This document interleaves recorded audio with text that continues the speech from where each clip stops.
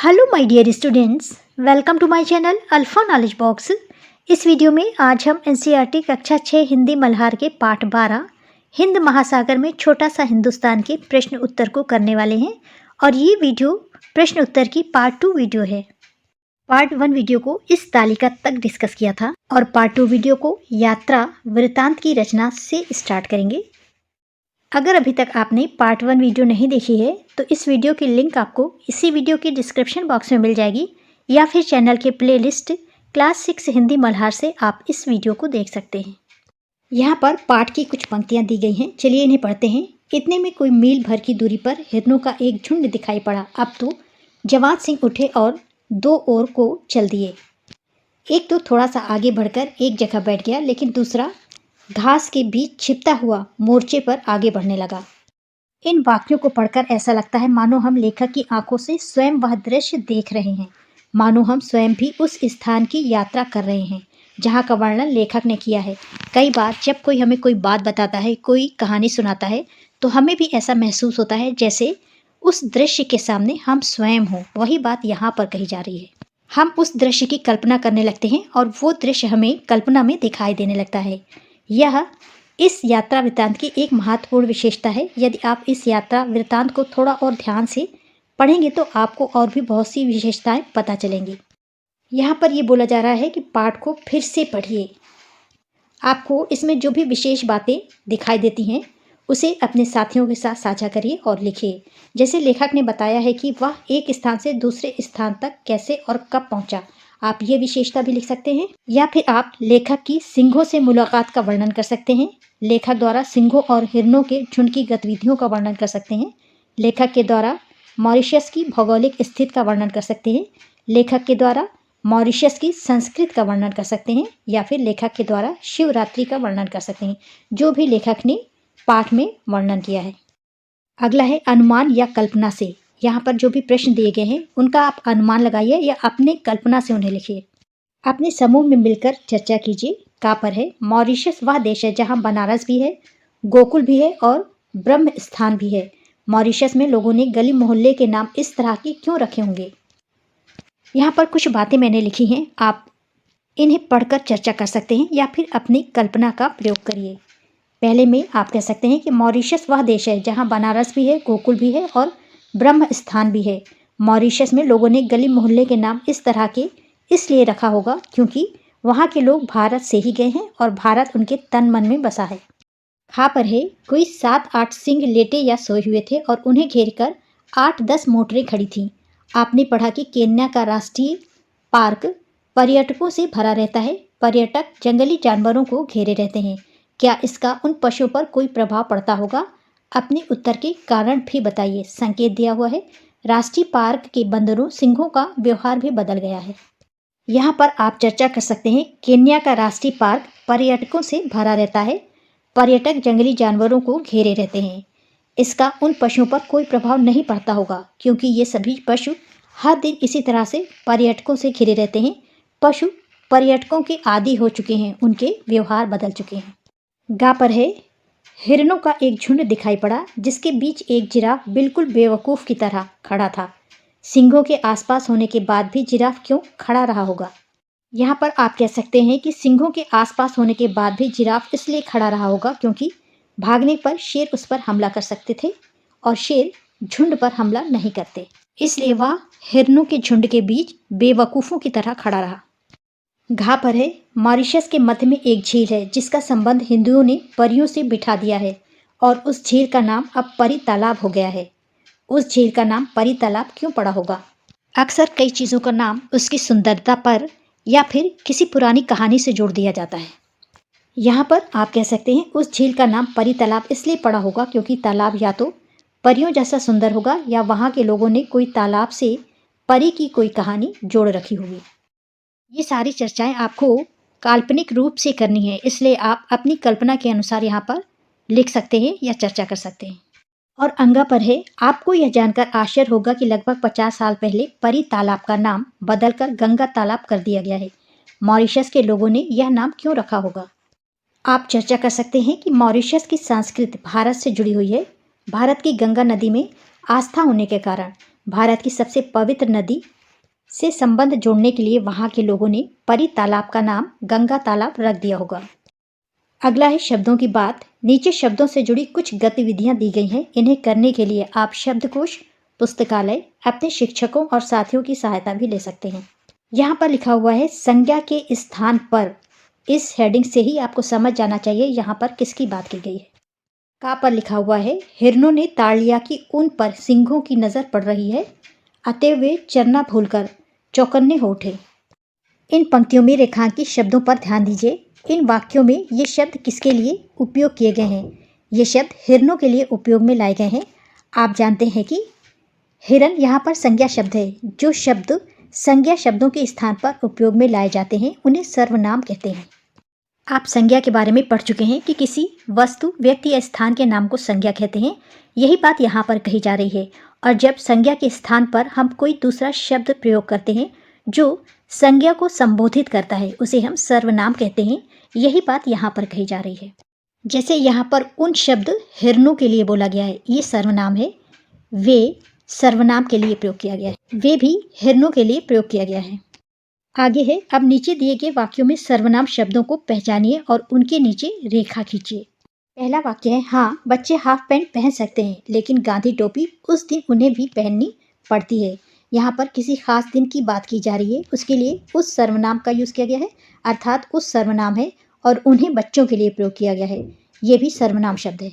दूसरे नंबर पर है, भारतीयों ने अत्याचार तो सहे लेकिन प्रलोभनों को ठुकरा दिया। वे अपने धर्म पर डटे रहे और जिस द्वीप पर भगवान ने उन्हें भेज दिया था उस द्वीप को उन्होंने छोटा सा हिंदुस्तान बना डाला। यहाँ पर वे भारतीयों के लिए प्रयोग किया गया है, ये सर्वनाम है। यहाँ पर उन्हें भी सर्वनाम है जो कि भारतीयों के लिए प्रयोग किया गया है। इसके साथ ही साथ जिस और उस शब्द का प्रयोग मॉरिशस द्वीप के लिए किया गया है, इसलिए ये दोनों भी सर्वनाम है। यहाँ पर उस, वे, जिस, उन्हें और उस सभी सर्वनाम है। खा पर प्रश्न है, ऊपर दिए गए दोनों वाक्यों को सर्वनाम की जगह संज्ञा शब्द लगाकर लिखिए। सर्वनाम की जगह आप कोई भी उचित संज्ञा लगा सकते हैं। जैसे यहाँ पर आप लिख सकते हैं, हाँ बच्चे हाफ पैंट पहन सकते हैं लेकिन गांधी टोपी 15 अगस्त को बच्चों को भी लगानी पड़ती है या पहननी पड़ती है। और इस वाक्य में आप संज्ञा इस प्रकार लगा सकते हैं कि भारतीयों ने अत्याचार तो सहे लेकिन प्रलोभनों को ठुकरा दिया।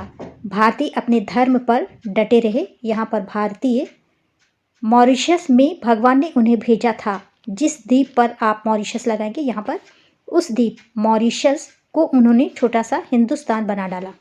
यहाँ पर भारतीय लिखेंगे, यहाँ पर मॉरिशस और यहाँ पर भी मॉरिशस।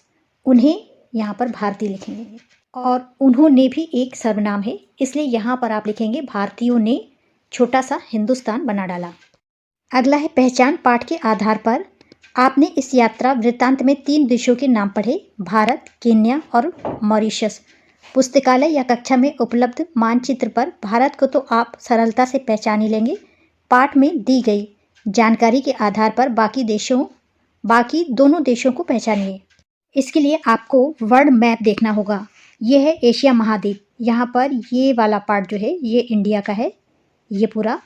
ये है अफ्रीका, यहाँ पर ये केन्या है और ये है मॉरिशस और इधर पूरे में है हिंद महासागर।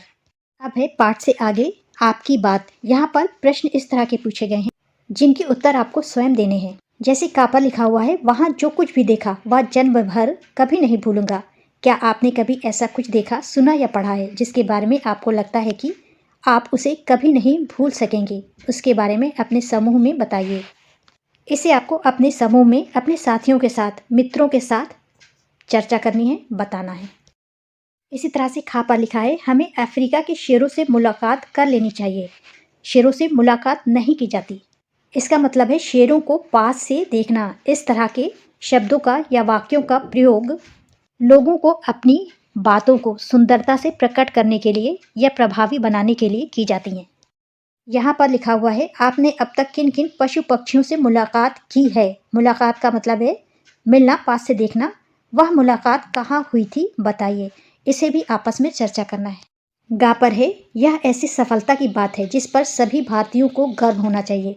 आपको किन किन बातों पर गर्व होता है, बताइए। संकेत में लिखा हुआ है, ये बातें आपके बारे में हो सकती हैं, आपके परिवार के बारे में हो सकती हैं और किसी अन्य व्यक्ति, वस्तु, स्थान, प्राणी आदि के बारे में भी हो सकती हैं।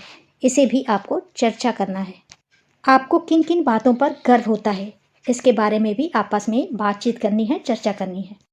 अगला है कक्षा और घर की भाषाएं। प्रायः सभी भारतीय भोजपुरी बोलते अथवा उसे समझ लेते हैं।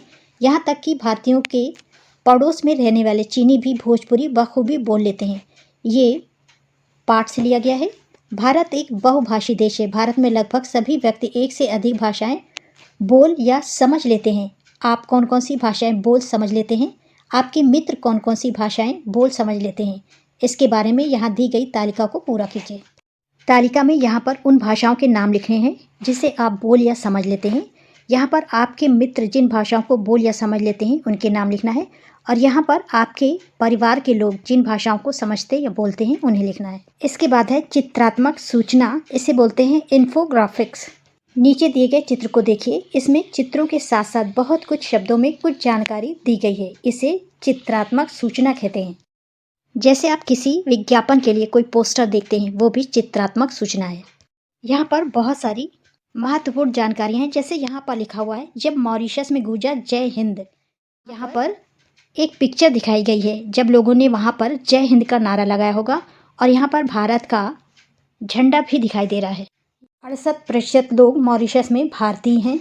यहाँ पर लिखा हुआ है, इसमें से ज़्यादातर बिहार के थे, लेकिन तमिल, तेलुगु और मराठियों की तादाद भी अच्छी खासी है। इस तरह से इसे आप पढ़ लीजिएगा। यहाँ पर क्लियर दिखाई नहीं दे रहा है। का प्रश्न है, इस चित्रात्मक सूचना के आधार पर मॉरिशस के बारे में एक अनुच्छेद लिखिए। यहाँ पर जो चित्रात्मक सूचनाएं दी गई हैं उन्हीं के आधार पर आपको अनुच्छेद लिखना है। यहाँ पर मेन सूचना दिखाई दे रही है, जब मॉरिशस में गूंजा जय हिंद। इसलिए अनुच्छेद में सबसे ऊपर आप लिखिए, जब मॉरिशस में गूंजा जय हिंद। इसके बाद मॉरिशस गणराज्य बनने से पूर्व हिंद महासागर में स्थित एक द्वीप था। यह क्रमशः पुर्तगाली, फ्रांसीसी एवं ब्रिटिश शासन के अधीन रहा। यहाँ ब्रिटिश शासन 1810 से 1968 तक रहा। इस दौरान भारत में भी ब्रिटिश सत्ता कायम थी। भारत की तत्कालीन ब्रिटिश सरकार ने मॉरिशस के ऊख के खेतों में मजदूरों के रूप में काम करने के लिए भारतीयों को वहां ले जाने का निर्णय किया। ऊख के खेतों मतलब गन्ने के खेतों। फलता पहली बार नवंबर 1834 को एटलस नाम का एक जहाज भारतीय मजदूरों को लेकर मॉरिशस पहुंचा। यहाँ पर 1834 लिखा हुआ है।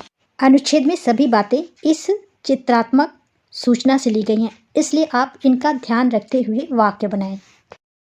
इसलिए उस दिन को इंडियन अराइवल डे के रूप में मनाया जाता है। इस प्रकार से धीरे धीरे मॉरिशस में भारतीयों की संख्या बढ़कर कुल आबादी 68% हो गई। इनमें से अधिकतर लोग बिहार के थे। हालांकि तमिल, तेलुगु और मराठियों की तादाद भी अच्छी खासी थी। इसी कारण वहाँ की संस्कृति में भोजपुरी, हिंदी गीतों और फिल्मों का काफ़ी योगदान है।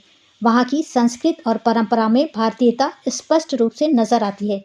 हालांकि सन 1967 के आम चुनाव में जीतकर सर शिव सागर राम गुलाम वहाँ के पहले प्रधानमंत्री बने। वे भारतीय मूल के थे, अतः भारतीयों में इनको लेकर काफ़ी उत्साह था। मॉरिशस के शीर्ष पद पर हिंद का सपूत प्रतिष्ठित हुआ। सही अर्थों में यही वह पल था जब मॉरिशस में गूंज उठा जय हिंद। यहाँ पर गूंज होना चाहिए। खा पर है, अपनी पसंद के किसी विषय पर इसी प्रकार की चित्रात्मक सूचना की एक रचना कीजिए। यहाँ पर निर्देश दिए हुए हैं, इनका उपयोग करते हुए एक चित्रात्मक सूचना बनानी है। इसे आप अपनी कल्पना के अनुसार बनाएंगे। अगला है हस्ताक्षर। आप जानते ही हैं कि यह पाठ हिंदी के प्रसिद्ध लेखक रामधारी सिंह दिनकर ने लिखा है। वे अपने नाम को कुछ इस प्रकार लिखते थे। यहाँ पर देखिए लिखा है रामधारी सिंह दिनकर, थोड़ा सा स्टाइलिश वे में। अपनी पहचान को प्रकट करने के लिए अपने नाम को किसी विशेष प्रकार से लिखने को हस्ताक्षर कहते हैं। ये लेखक के हस्ताक्षर हैं। जीवन में हस्ताक्षर कई जगह पर कई बार करने पड़ते हैं, इसलिए हर इंसान का अपना एक निश्चित हस्ताक्षर होना चाहिए जो उसे उसकी पहचान बता सके। आप अपने स्कूल में भी कई जगह हस्ताक्षर करते होंगे, लेकिन वहाँ पर अपना नाम लिख देते होंगे। हो सकता है अभी तक आपने अपने हस्ताक्षर निर्धारित नहीं किए हों। अगर नहीं किए हैं तो यहाँ पर 4-5 जगह आप अपने हस्ताक्षर करिए जो एक जैसे हों। इस तरह से आप हस्ताक्षर बनाना सीख जाएंगे जो आगे आपके जीवन में काम आएंगे। आगे है पत्र। यहाँ दिनकर का लिखा एक पत्र दिया जा रहा है, इसे पढ़िए और प्रश्नों के उत्तर दीजिए। इससे संबंधित कुछ प्रश्न पूछे गए हैं जिनके उत्तर आपको देना है। पत्र पढ़कर नीचे दिए गए प्रश्नों के उत्तर अपने समूह में मिलकर खोजिए। यहाँ पर सबसे ऊपर लिखा हुआ है नई दिल्ली, इसके बाद दिनांक लिखा हुआ है 8/7/67। मानवर द्विवेदी जी, आपका कृपा पत्र मिला। मेरा स्वास्थ्य इधर बहुत गिर गया है और संयम के बावजूद तेजी से सुधर नहीं रहा है। मेरा चित्त अभी भी दबा हुआ है। ऐसी अवस्था में मैंने 2 सप्ताह के लिए मॉरिशस जाना स्वीकार कर लिया है। 15 जुलाई को प्रस्थान करना है। लौटना शायद 5 अगस्त तक हो। आपके आशीर्वाद की कामना करता हूँ। आपका दिनकर, सफदरजंग लेन, नई दिल्ली। यहाँ पर पहला प्रश्न पूछा गया है, पत्र किसने लिखा है। जो भी पत्र लिखता है उसका नाम हमेशा पत्र के बाद लिखा जाता है। यहाँ पर लिखा हुआ है आपका दिनकर, ये पत्र लिखा है दिनकर जी ने। दूसरा प्रश्न है, पत्र किसे लिखा गया है। पत्र को लिखने से पहले जिसे पत्र लिखा जा रहा है उसे उसके नाम से या रिश्ते से संबोधित किया जाता है। जैसे यहाँ पर लिखा है मान्यवर चतुर्वेदी जी, इस तरह से पत्र लिखा गया है चतुर्वेदी जी को। तीसरा प्रश्न है, पत्र किस तिथि को लिखा गया है, किस दिनांक को लिखा गया है। संबोधन के पहले दिनांक लिखा जाता है। यहाँ पर लिखा हुआ है 8/7/67, ये दिनांक है। पत्र लिखा गया है 8 जुलाई 1967 को। चौथा प्रश्न है, पत्र किस स्थान से लिखा गया है। अंत में स्थान लिखते हैं। यहाँ पर लिखा हुआ है सफदरजंग लेन, नई दिल्ली, ये सफदरजंग लेन दिल्ली से लिखा गया है। पांचवा प्रश्न है, पत्र पाने वाले के नाम से पहले किस शब्द का प्रयोग किया गया है। यहाँ पर देखिए लिखा हुआ है मान्यवर चतुर्वेदी जी, ये पत्र पाने वाले हैं और मान्यवर शब्द का प्रयोग किया गया है। और अंतिम प्रश्न है यहाँ पर, पत्र लेखक ने अपने नाम से पहले अपने लिए क्या शब्द लिखा है।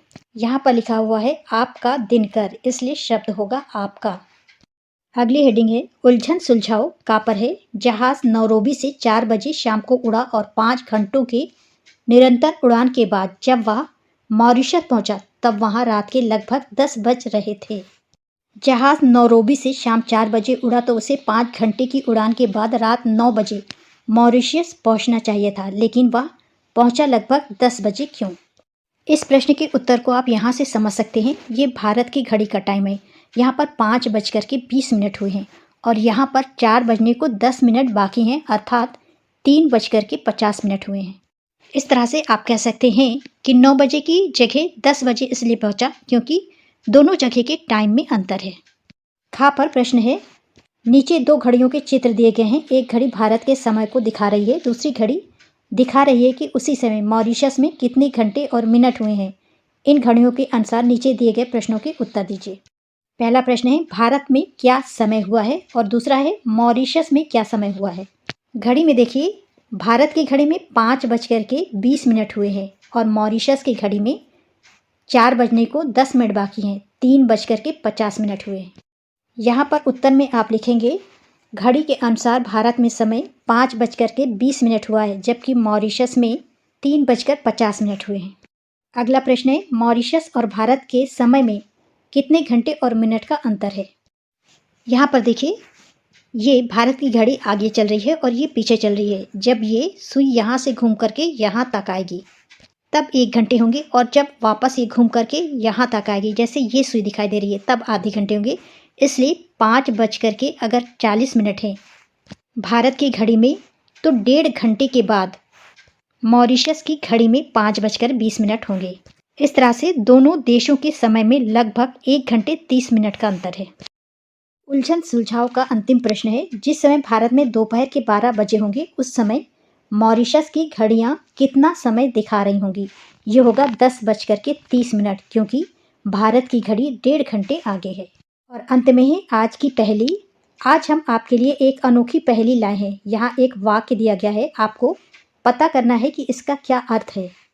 यहाँ पर लिखा हुआ है, येला मालत येला घौलश। इसका अर्थ है मेरा भारत मेरा गौरव। पाठ में बहुत सारे प्रश्न ऐसे थे जिन पर आपको केवल चर्चा करनी है। आई होप आप उन पर चर्चा स्वयं कर लेंगे। This is the end of video. Thanks for watching.